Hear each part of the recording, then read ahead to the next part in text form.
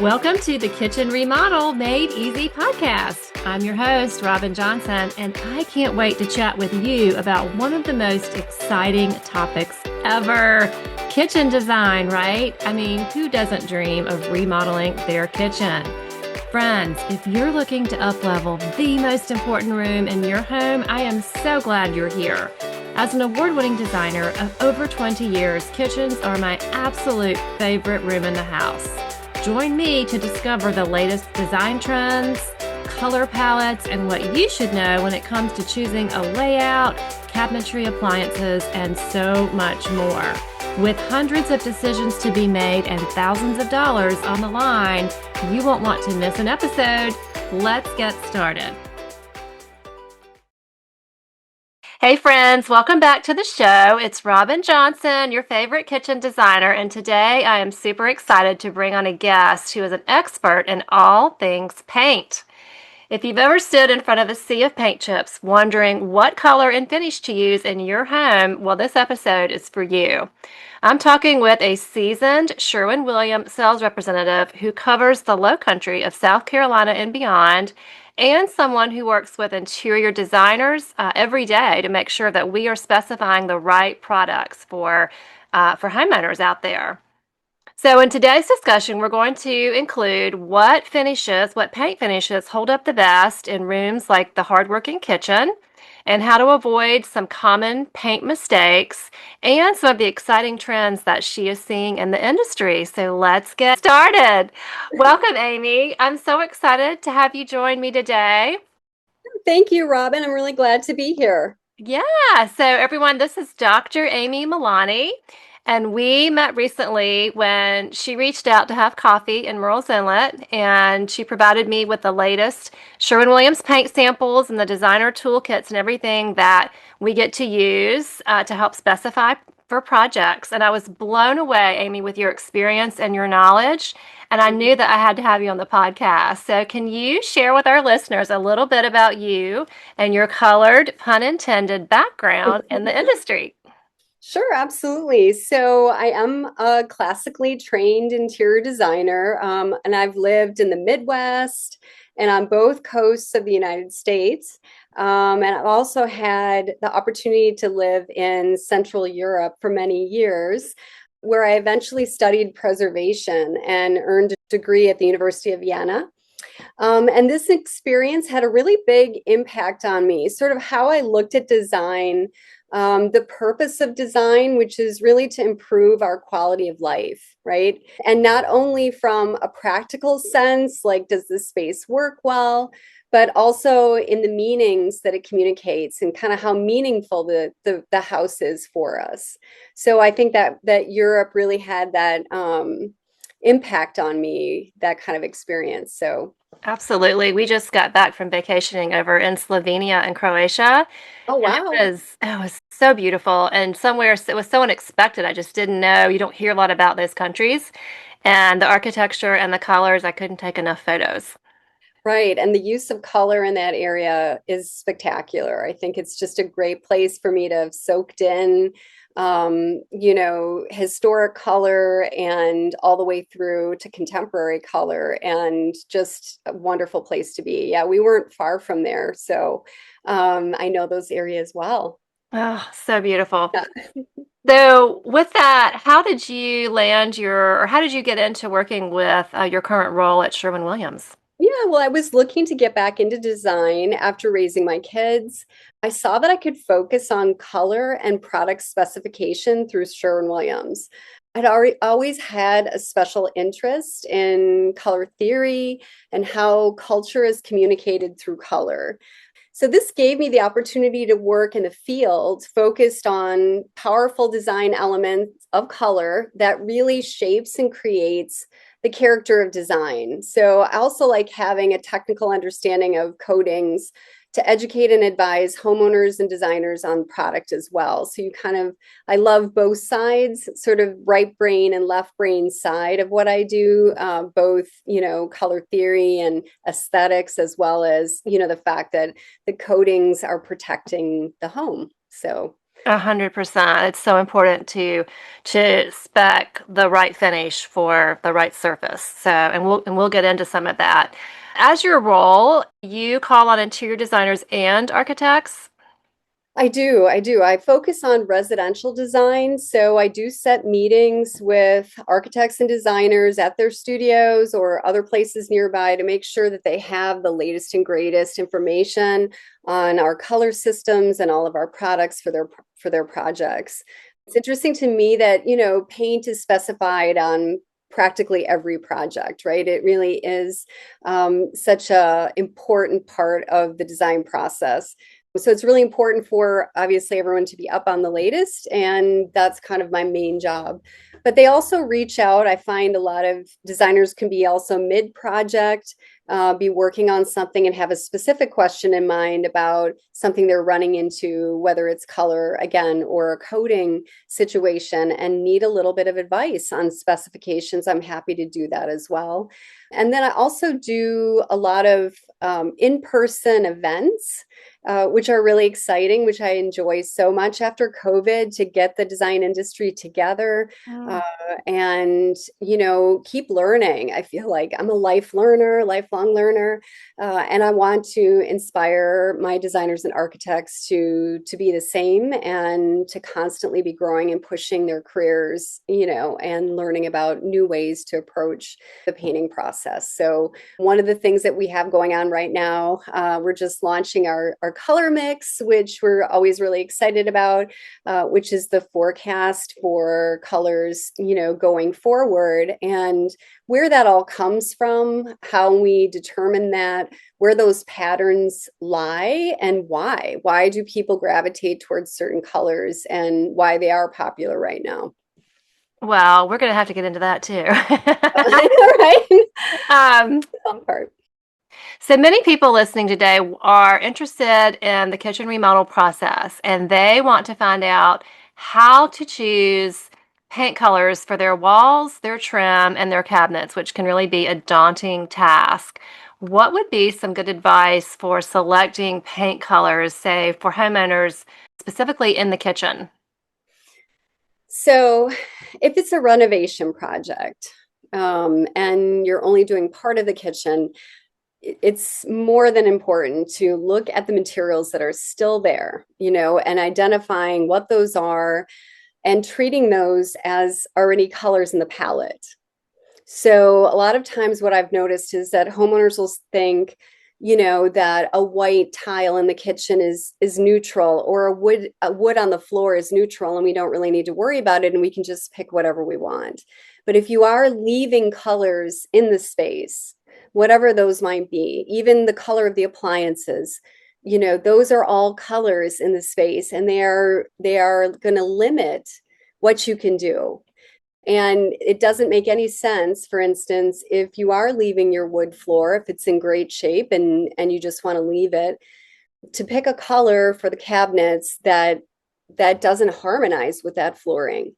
Even if that cabinet color is your favorite and you're so excited when it's finished, that conflict or that tension between the floor and the cabinet is going to start bothering you over time, to the point where you're going to say that floor has got to go. Like, I can't take that floor anymore. And you don't realize it's because you've selected that color on the cabinet that didn't harmonize with it. You just sort of neglected it and was like, I'm going to go with this kitchen color. And I know it's a wood floor.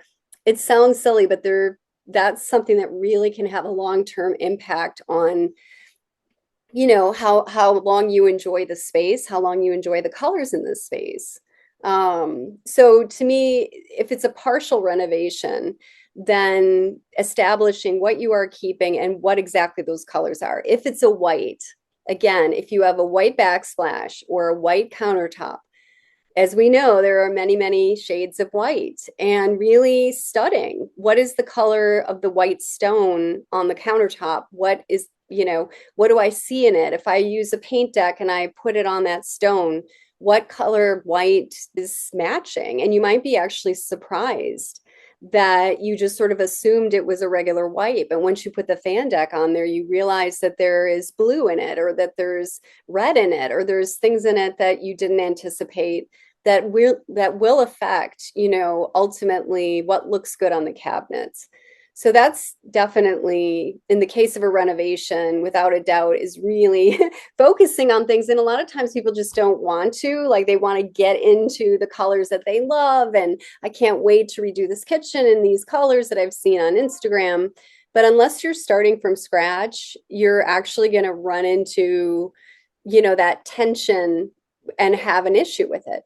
If it's a total remodel where you're starting from scratch, then I kind of use the same approach where I say identify those semi-permanent materials first before you look at cabinet color, before you look at wall color, because those are supporting colors and it's a lot easier. We have thousands of colors to choose from to get it exactly right. Instead of going with a go-to color, my go-to white or my go-to blue or green, really studying the stone, the tile, the wood floor, whatever it might be, you know what I mean? And working from that and pushing from that A point. 100%. I so agree. Definitely, that would be a bigger challenge, a remodel versus new construction, because you do have to incorporate your existing materials. And another material that's important is the trim color throughout the house. So, your cabinet color sometimes can look yellow, or your trim could look yellow against your brand new cabinet color. So you really need to think through, like you said, those existing semi-permanent materials, unless you're planning on repainting all the trim in your house. You really have to kind of start there and then see what palette is working with Yeah. it.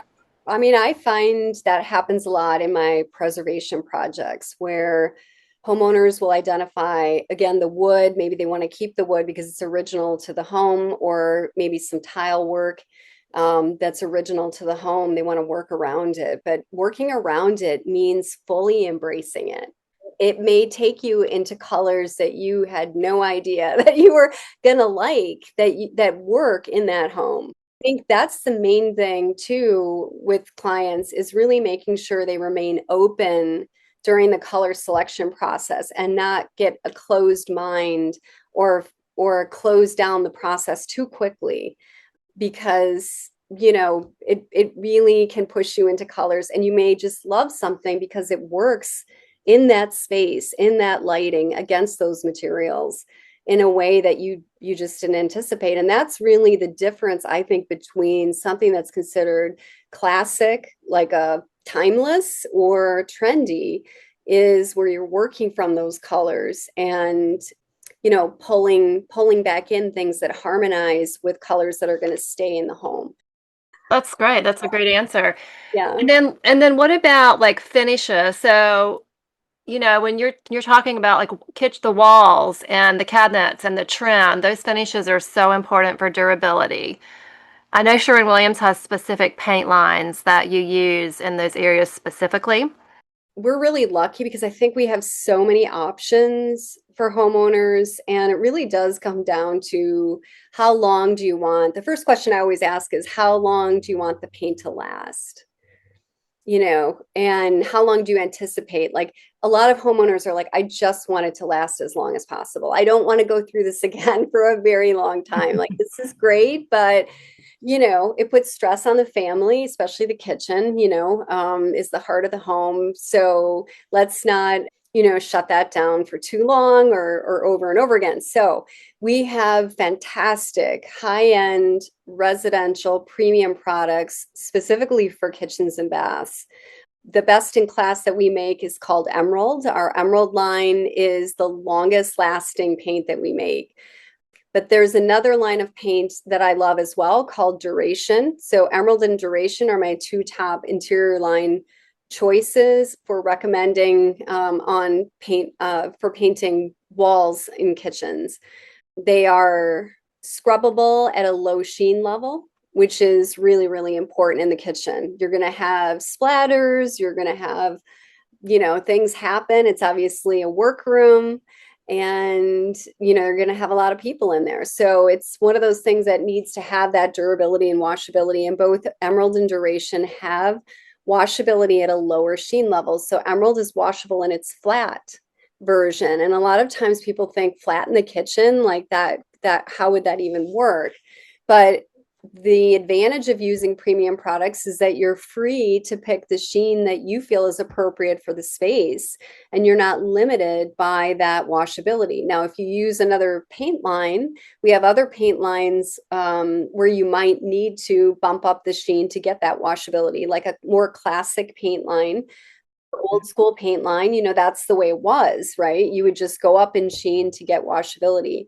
But our newest technology allows you the freedom to do what you feel is best for the space. And again, in a historic home, you're going to have irregular walls. You're going to have bumpy walls or walls that have been around a long time, and a lower sheen level might be better. Mm-hmm. So Duration and Emerald both have mold resistancy. They resist moisture or mold growth on the wall. And so if you have a lot of steam, if you have a lot of moisture in the area, that's a great reason to use the product. So both the washability and resisting moisture buildup are kind of the two features of those two products, which is why I would recommend them in any high traffic area. So if you're talking about a mud room, or you're talking about a laundry room, or any room where you need that higher level of durability, Emerald and Duration are great choices. Bathrooms and kitchens, yeah. Mhm. Yes. And then let's talk too about like lighting and how important lighting is on selecting paint colors. I know Sherwin-Williams has the peel and stick samples that you can purchase for around $5 or $6, and you can peel them and stick them on the wall and kind of look at them throughout the day. But what do you recommend for picking the right paint color when it comes to the light? So, I mean, nothing, you know, is better than testing it in the space. As you mentioned, I think for designers, getting out of the studio and getting into the space when you can, as often as you can, if it's a homeowner, providing them with those swatches so that they can study them over time. I mean, even if you've been in the space as a designer, I feel like you're not there all the time, right? So the fact that lighting affects color in such a dramatic way, I always talk about a color having almost like a character. Like, you just think of a color as being sort of stagnant, but it really isn't. It really is dynamic. The character of a color changes throughout the day, and it changes throughout the seasons. Trying to understand what that range is, from light to dark, from northern exposure to southern exposure, all the varieties in between, to understand, what that does. I think we want to avoid thinking we can somehow control that. And I know that a lot of homeowners might feel uncomfortable thinking, well, that's going to change. I like it the way it looks at 4 p.m. It looks perfect. And it's like, well, I don't know what to tell you. Like that's just the nature of color. It just is going to change. It's like walking in the forest. You're going to see a lot of different greens. If it was one green all the time, how boring would that be? We need to see color changing. And so part of it is letting go of that. But if you're picking colors based on harmonizing, with your materials, that there's specific reasons why you're picking that particular white or that particular blue, because of the harmony, because of the lighting and the values, because color has 3 dimensions, right? So you're not only just picking a blue for a client, but a lighter dark blue, or a warm or cool version of blue.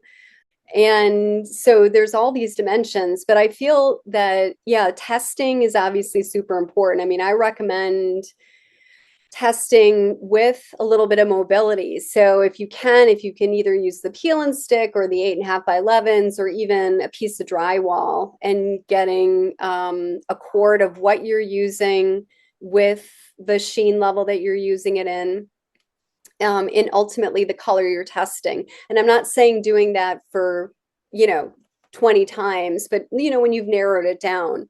And then you can really study that color under different lighting circumstances and seeing if you need to make an adjustment. That kind of covers the wall portion, but then we've talked about picking colors for cabinets too. Are you seeing any certain color trends in cabinetry today? Like with, you're kind of in the field every day working with designers. So what color trends are you seeing?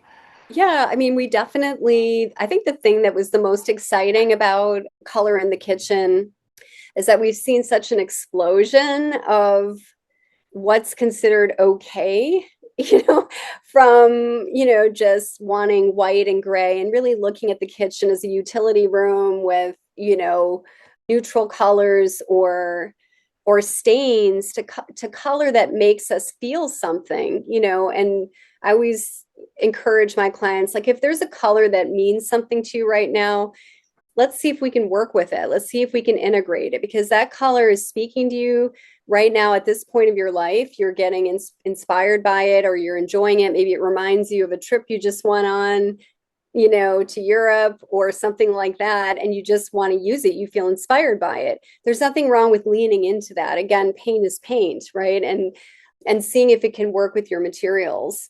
But I think trends we've seen are the warming of neutrals. And obviously, in the Lowcountry, we use a lot of linen colors. So, Mhm. like linen, which are brown based, warm colors. Right now, there's just a huge amount of that because it's just so easy to work with. A linen, looks great against coastal color palettes, and it's just very flexible. But I also equally love, diving into, I've seen just recently a designer in Charleston that made a pink kitchen. I saw And that on right, Instagram. you know what Yes. I'm talking Yeah. about. And it's just fun. So Yeah. to me, it's, I see, I would never do that. No, a laundry room, no, maybe, a right? powder bath, maybe, but the kitchen, Yep. I don't know. Well, and again, it depends. So if you're working in a historic home and you have more of a limited visual, you know what I mean, sense of a space. I mean, that's one of the things that's kind of fun about working on historic homes that have more contained spaces or rooms. You might see a little bit of that color through a doorway, but it's not quite the same as having to coordinate everything with an open plan space where you see every color that's introduced. And there's almost more of just a joy of going through a doorway and then experiencing a new color in a new way.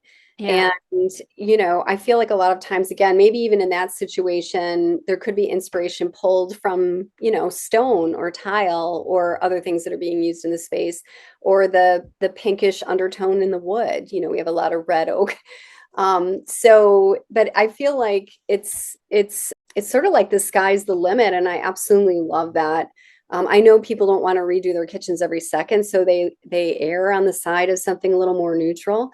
But yeah, I feel like right now it's just important to not make it's important not to reduce all, like, out of the sense of being practical, to remove all the color from your life. You gotta have You know some what I mean? fun. Right? So it's like, Yeah. okay, at what point do we want to live in little white cubicles? Like, we Yeah. do need color around us. We are used to seeing color. Color makes us happy. It brings us joy. Like, we do enjoy experiencing color. So we need to have color in our home.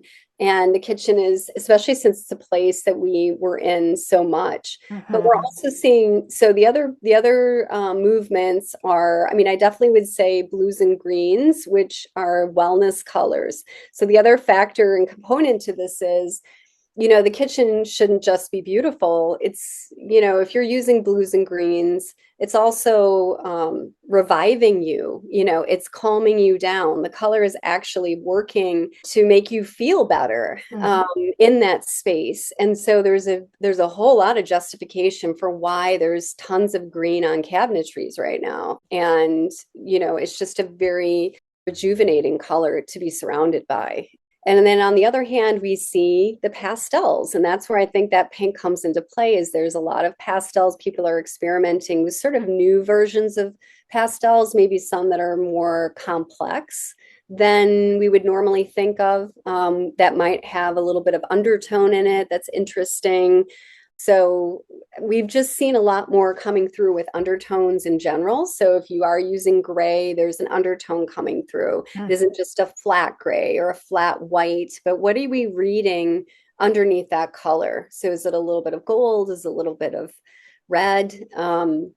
And so I think that's super exciting. Yeah, so kitchens are not off limits anymore. You can pretty much, it's just like a wedding. You can do whatever you want now. There's I no love it. there's no formality.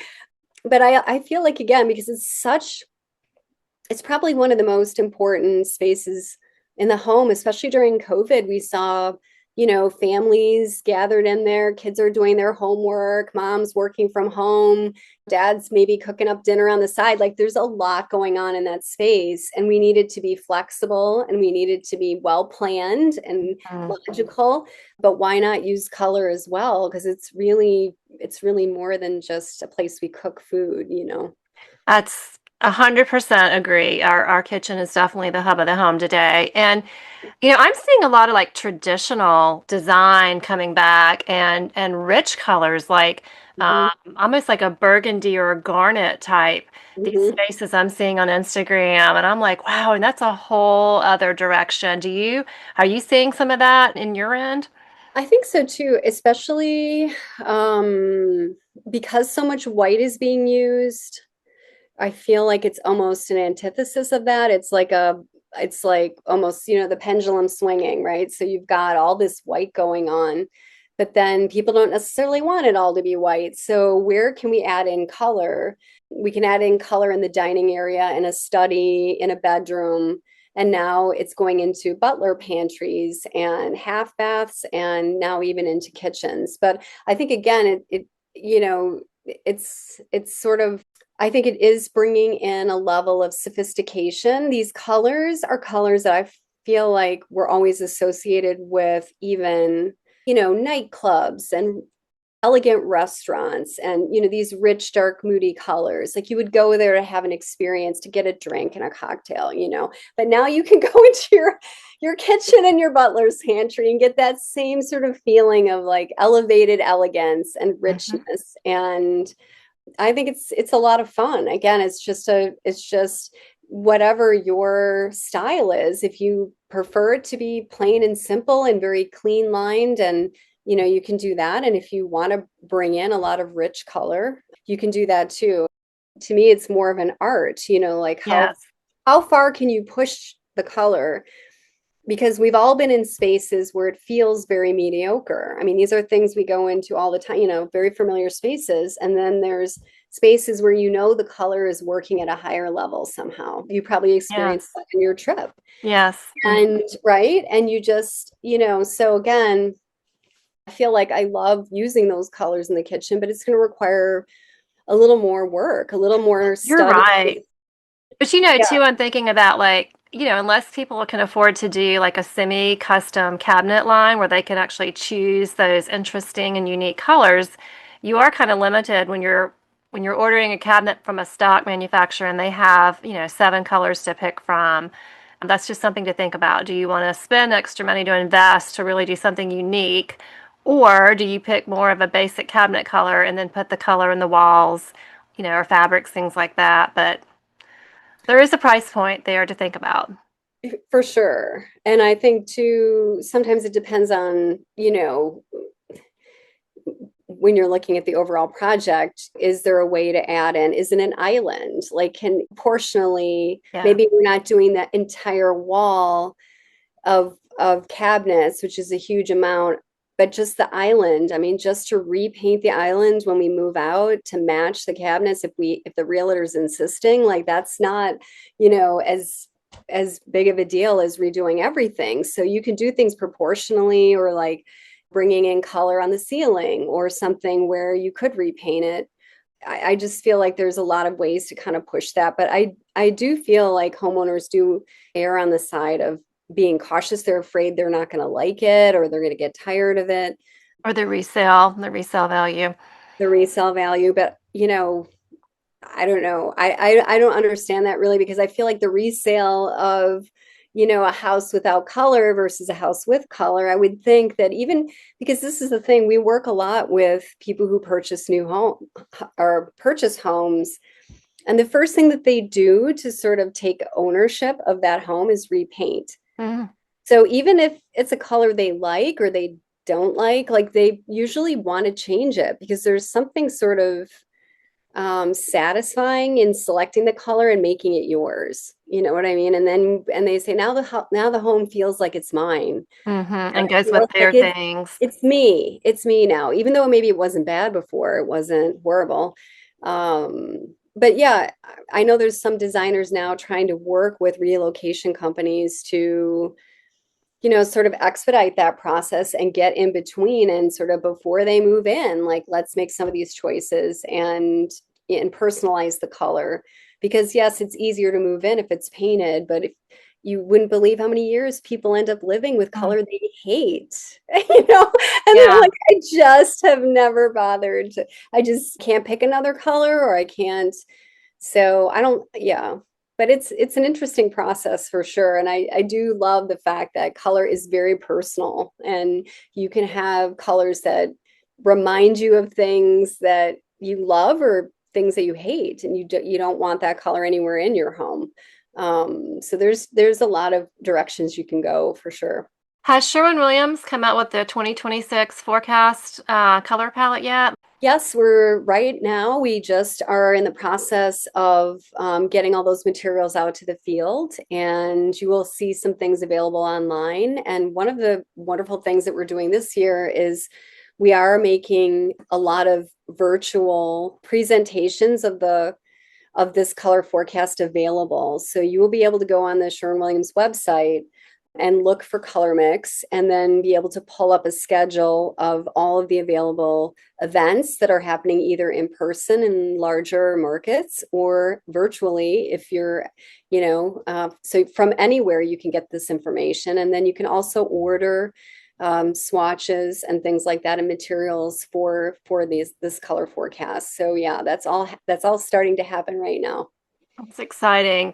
And I'm actually wearing a Sherwin-Williams fingernail polish color from the furniture market. I think this was Yeah, Rain or something. yeah, grounded, I think, wasn't it? Yeah. Okay, yeah. So I was just looking at my nails going, yes, I'm representing today. Right? I know that's so much fun. I feel like it's a really exciting process that they go through where they gather a lot of information from around the world and everything that's happening in fashion, product design, industrial design, pulling all of that together and trying to create inspirational palettes for designers to, again, sort of I feel like, it's something just that we know when you're a creative person, you're constantly looking for inspiration. I mean, that's really, Instagram is a perfect example of that, where you're just looking at that and being inspired by what other people are doing, or, you can kind of see trends.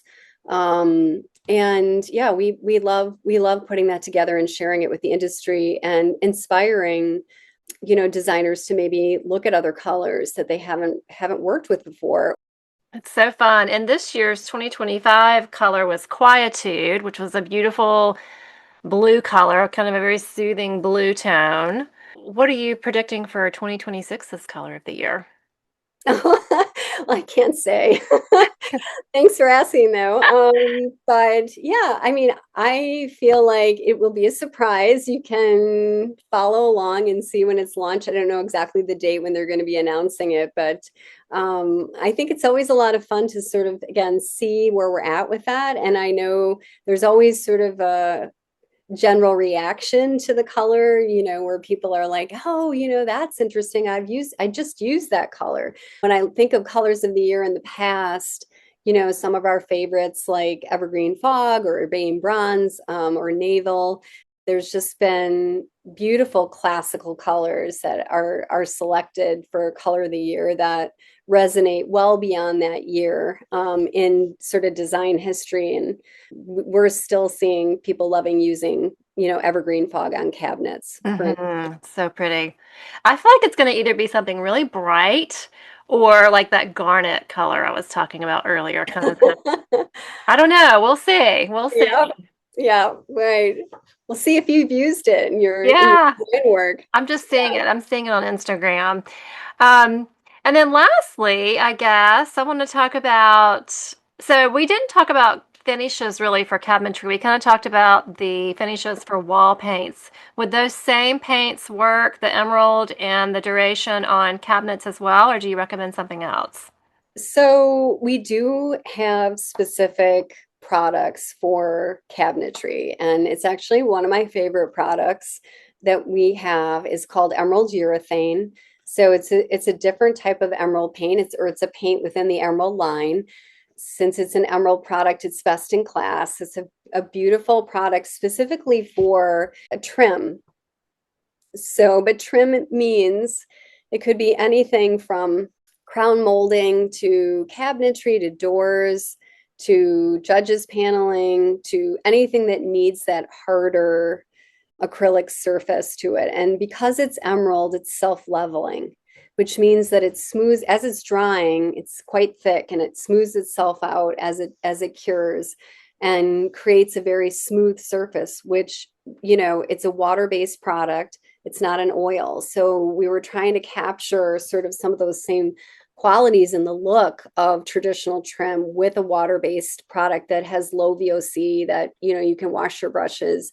And it's very, very DIY. In fact, contractors love it as well. It's just a very forgiving paint, and so, yeah, if you're repainting your cabinets, emerald urethane would be the number one choice, I think, for a homeowner. And Mhm. I often recommend people to take off a cabinet door, and you can always take it down to the store and show them what condition the cabinets are in and say, hey, I'm thinking about painting this or getting it painted.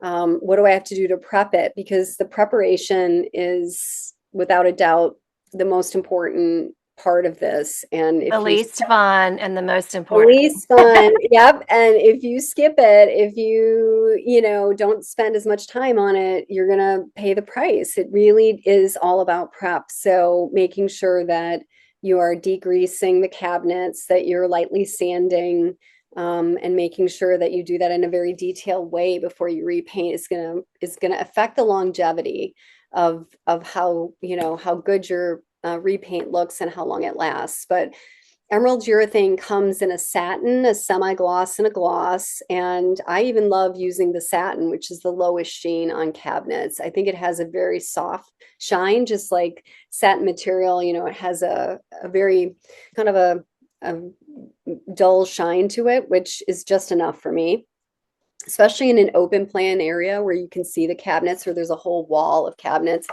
But you can also get a semi-gloss, which is maybe more of a standard shine, and we do offer gloss. So gloss is actually very, very shiny, and the surface would have to be perfect, or it's going to pick up every flaw on that surface. But we do have options with emerald urethane. Okay.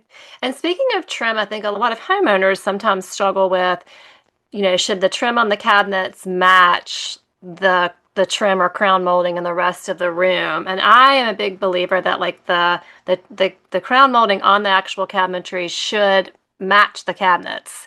And then if you're doing a really light paint color, like sometimes I'll spec the same white in different sheens for the walls, the trim, and the cabinets when it's all really close.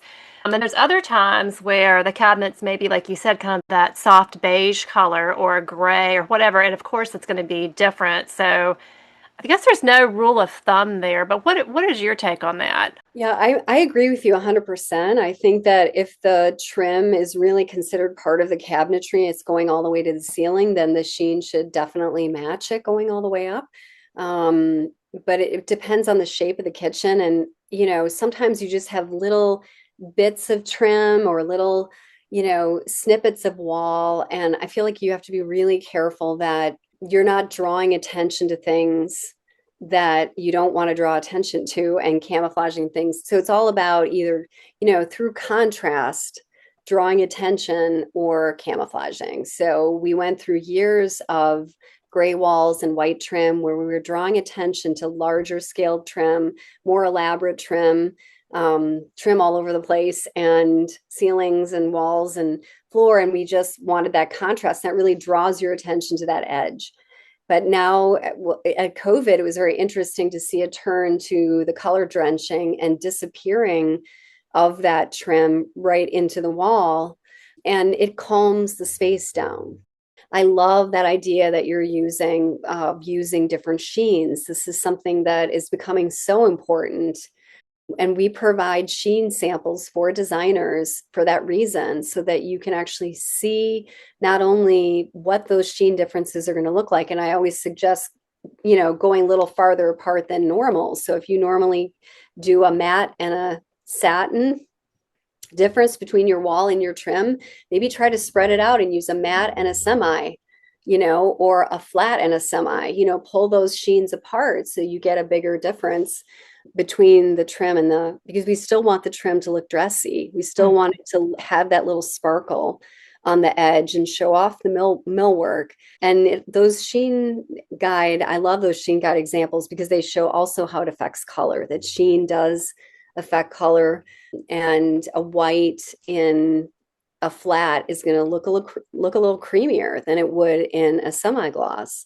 Absolutely. So, you're going to get differences if you play with those sheens, and yet you don't have to worry about the undertones somehow, going wild and crazy on you. Absolutely. And homeowners, we know they can go to a local store and they can see those sheen, samples and the differences there. So that's great advice. Yeah, and I would just suggest if you're a homeowner and you want to play with this, you can get quarts of like urethane in different sheens, just to test it. The sheen will definitely affect how you see that color. So there's nothing that's more important than testing in the space. Well, we'll end on that. That is so true and great advice. So Amy, this has been so helpful, and I'm sure that many people listening are taking notes. You're a wealth of knowledge, and I appreciate you coming and chatting with me today. And is there anything else you would like to add here? I think that's it. I just want to say that, over all the years that I've worked with color, it is still a mystery to me. I still get surprised, but it can be the most rewarding aspect of design when those colors come together and are beautiful. So, yeah, I love what I do. I can tell it shows. So thank you so much. You're welcome. Thanks so much, Robin. Thanks for tuning in to the Kitchen Remodel Made Easy podcast. If you want to continue the conversation or share your thoughts, I'd love to hear from you. Head over to my Instagram page at Robin Johnson Interiors and send me a DM. If you're curious how to get started on your own remodeling journey, well, I have a free resource for you that you can download called the Kitchen Remodel Starter Kit in the show notes below, or you can head to my website and grab it there on the front page. Friends, if you enjoyed today's podcast and you can't wait to hear more, please leave a raving review to help others find me. And if you didn't, well, don't worry about it. Have a great weekend, and I'll be back soon for more kitchen design conversations. Thanks for tuning in to